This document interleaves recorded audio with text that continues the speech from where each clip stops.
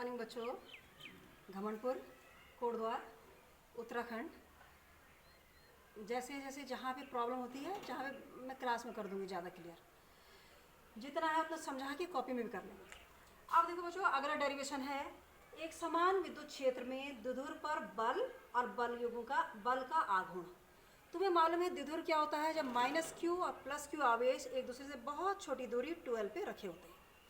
तो अब उस द्विध्रुव को अगर हम एक समान विद्युत क्षेत्र यानी विद्युत क्षेत्र की तीव्रता जिसकी E है उसमें रख दें तो उस पर कितना बल लगेगा और बल आघूर्ण कितना होगा, इसको सिद्ध करना है। हमने मान लिया बच्चों ये क्या है, ये एक समान विद्युत क्षेत्र है जिसकी विद्युत क्षेत्र की तीव्रता क्या है, E। माना एक विद्युत द्विध्रुव है, इस तरह से ये रखा हुआ है, ये द्विध्रुव है। द्विध्रुव मतलब ये सिरा इसका -q और ये सिरा इसका +q। ये द्विध्रुव है -q +q और इनके बीच की दूरी कितनी हो जाएगी, ये 2l हम मानते हैं। तो हमने मान लिया कि माना ये द्विध्रुव ए बी, मान लो इसको A और B। माना ये द्विध्रुव AB इस एक समान विद्युत क्षेत्र में क्षेत्र की दिशा से थीटा कोण बनाते हुए रखा गया है। तो इस पर कितना बल लगेगा? अब देखो तुम, ये द्विध्रुव है -q, हमें मालूम है विद्युत क्षेत्र की तीव्रता E बराबर क्या होती है, F/q। इसलिए बल कितना लगता है, बल बराबर F q × E। अब यहाँ पे देखो A पर कितना बल लगेगा, इसमें परिमाण कितना है -q और विद्युत क्षेत्र की तीव्रता कितनी E। तो A पर लगने वाला बल क्या होगा, QE इस दिशा में। B पे कितना बल लगेगा, F बराबर QE, आवेश फिर Q है और विद्युत क्षेत्र की तीव्रता क्या है, E है। तो B पर लगने वाला बल भी कितना होगा, QE, और दिशा क्या हो जाएगी, ये वाली। अब देखो इस द्विध्रुव पर एक बल QE इधर को लग रहा है और एक बल QE इधर लग रहा है, मतलब दो बराबर और विपरीत बल लग रहे हैं। तुम पे अगर दो बराबर विपरीत बल लगे, एक मुझे 2 न्यूटन के बल से इधर को खींच रहा है, एक 2 न्यूटन के बल से विपरीत दिशा में खींच रहा है, तो मुझ पर कुल बल कितना लगा, मैं स्थिर रहूंगी, दोनों का इफेक्ट कैंसिल हो जाएगा क्योंकि दिशा विपरीत है। कुल बल मुझ पर लगेगा 0। ठीक उसी तरह एक द्विध्रुव पर QE बल इधर को और QE बल इधर को, क्योंकि बल क्या होता है, Q × E। ये भी Q है, ये भी Q है और दिशा विपरीत है। दो बराबर और विपरीत बल QE कार्य करते हैं तो उस पर नेट फोर्स बराबर कितना हो जाएगा, 0। तो इस द्विध्रुव पर एक समान विद्युत क्षेत्र में कुल बल लगेगा 0। अब एक चीज और होती है कि जब किसी वस्तु पर बराबर और विपरीत बल कार्य करते हैं और उनकी क्रिया रेखाएं समान नहीं है तो वो एक बल युग्म बनाते हैं। तुमने छोटी क्लास में पढ़ा था बल युग्म। यहाँ पे देखो द्विध्रुव, इस पर दो बराबर और विपरीत बल कार्य कर रहे हैं, एक QE इस दिशा में और एक QE विपरीत दिशा में। बराबर और विपरीत हैं और उनकी क्रिया रेखाएं भी समान नहीं है, एक A पे कार्य कर रहा है, एक B पे। तो ये दोनों बल क्या करेंगे, एक बल युग्म बनाएंगे जिसे हम कहते हैं प्रत्यानयन बल युग्म। और ये प्रत्यानयन बल युग्म इस तरह का होता है कि ये द्विध्रुव को घुमाकर विद्युत क्षेत्र की दिशा में लाने का प्रयत्न करता है। ये चाहता है कि द्विध्रुव घूमे और इसे हम यूं घुमा के यूं क्षेत्र की दिशा में कर दें। अब उसके आघूर्ण को, प्रत्यानयन बल के आघूर्ण को हम क्या कहते हैं, बल युग्म का आघूर्ण, और उसे दिखाते हैं टाउ से। छोटी क्लास में पढ़ा होगा तुम, बल आघूर्ण बराबर बल गुणा लंबवत दूरी। तो आप देखो बल युग्म कि दो बराबर और विपरीत बल जिनकी क्रिया रेखाएं समान नहीं हैं वो प्रत्यानयन बल युग्म बना रहे हैं और द्विध्रुव को विद्युत क्षेत्र की दिशा में लाने का कोशिश कर रहे हैं। उस प्रत्यानयन बल युग्म का आघूर्ण क्या हो जाएगा, बल युग्म का आघूर्ण बराबर बल गुणा गए लंबवत दूरी। अब बल युग्म का आघूर्ण क्या हो गया, बल कितना है, F बराबर QE लग रहा है, तो कोई एक बल QE गुणा लंबवत दूरी इस B से यहाँ पे लंब खींच दो ऐसे, BO यानी BO दूरी। अब BO का मान कैसे निकालोगे बच्चों, BO का मान निकालने के लिए ये देखो समकोण त्रिभुज बन गया, ये 90 डिग्री, ये कर्ण और ये आधा।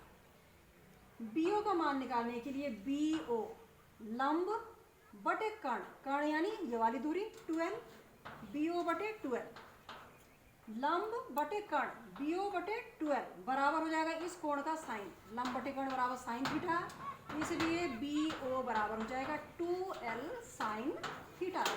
तो BO ओ की जगह पे क्या रख दोगे, Q E into B O की जगह पे क्या आया, 2l साइन थीटा। यहाँ पे देखो ई को बाहर रख दो, ई क्यू इंटू 2l, हमें मालूम है क्यू इंटू 2l द्विध्रुव का द्विध्रुवागुण होता है इंटू साइन थीटा, केवल एडजस्ट कर दिया इधर उधर।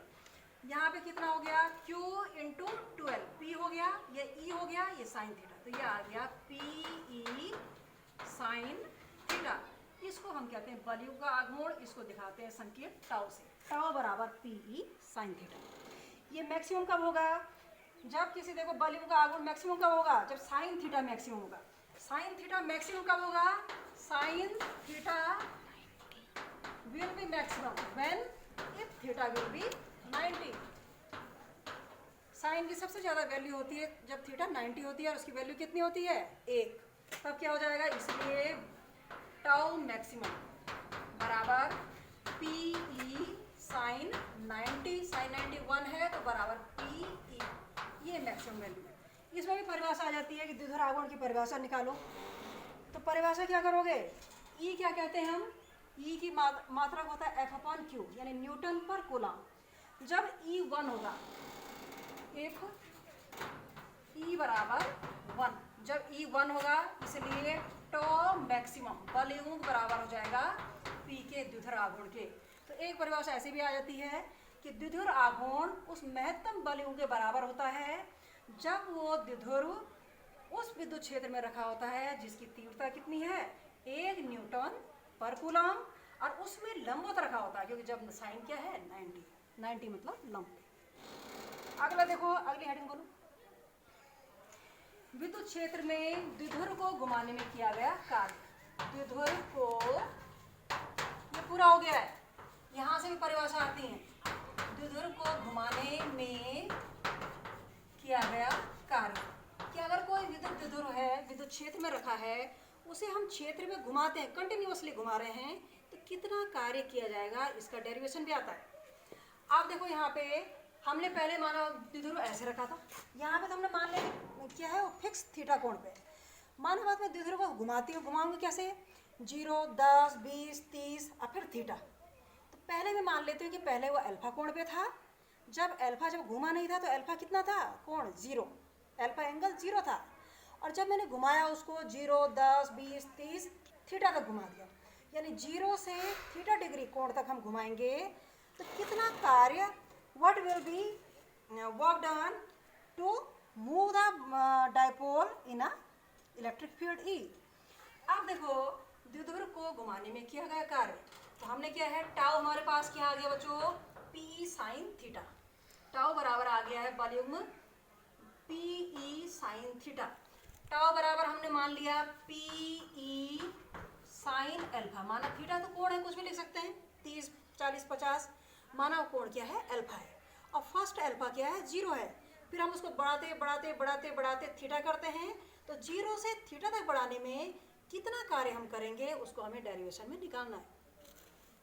टाउ बराबर हो गया पी साइन अल्फा, ये बलयुग्म है यानी बल है।